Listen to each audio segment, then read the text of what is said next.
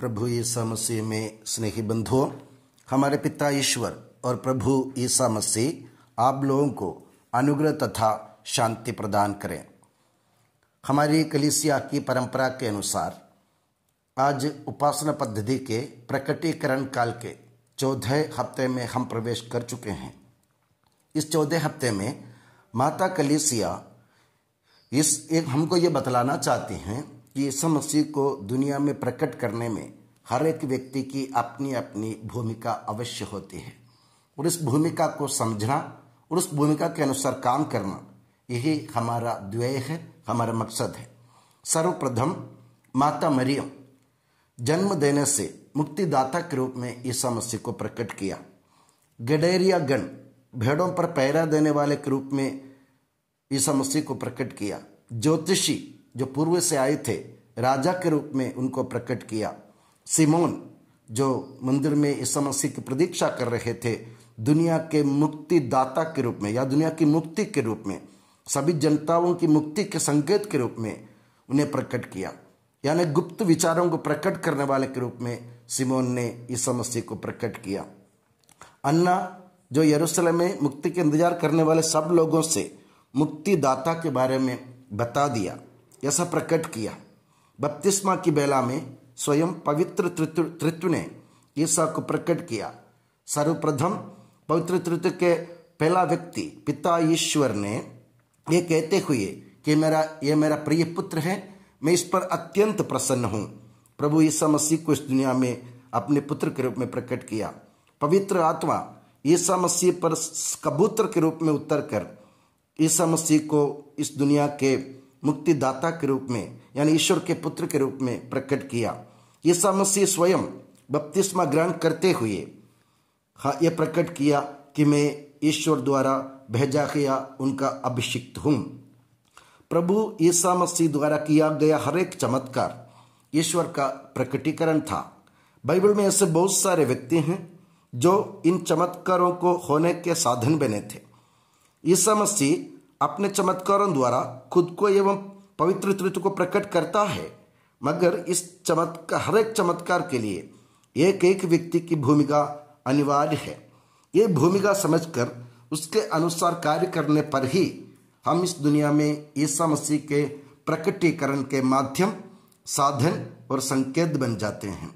यूहन्ना बपतिस्ता ने ईसा मसीह को बपतिस्मा देते हुए ईश्वर के मेमने के रूप में उसे प्रकट किया।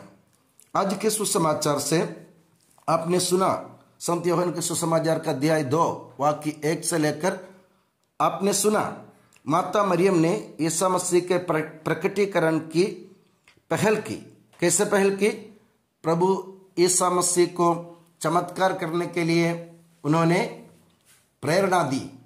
इसलिए माता मरियम ईसा मसीह के प्रकटीकरण का साधन बन गई थी।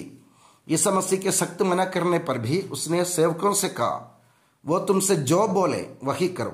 यानी ईश्वर के वचन का पालन करने से प्रकटीकरण संभव होता है।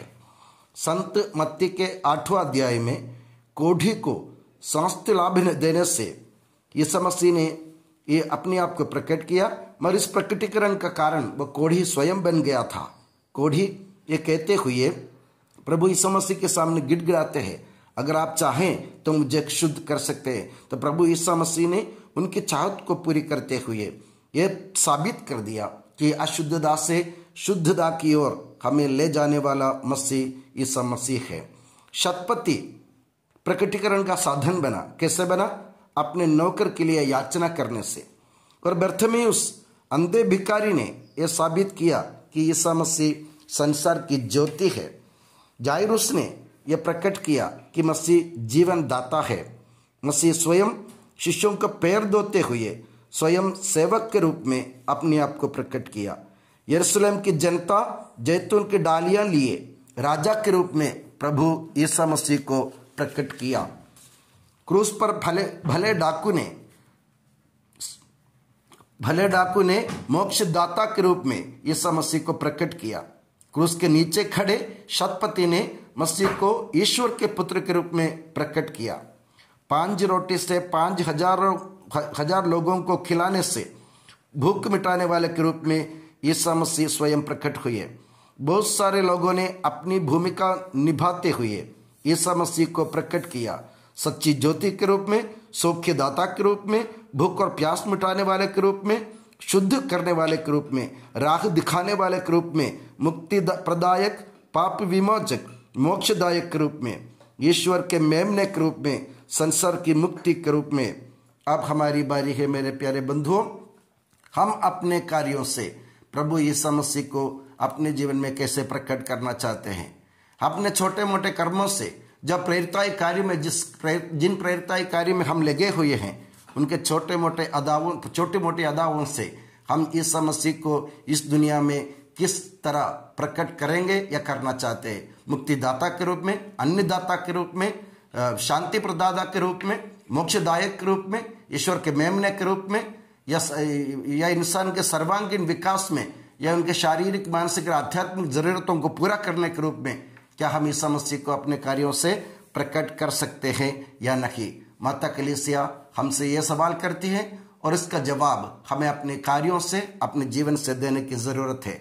और मैं दुआ करता हूं कि प्रभु यीशु मसीह और माता मरियम आप सभी को अपनी नियामत की छत्र छाया में सुखी और सुरक्षित रखें। पिता, पुत्र और पवित्र आत्मा के नाम पर आमीन।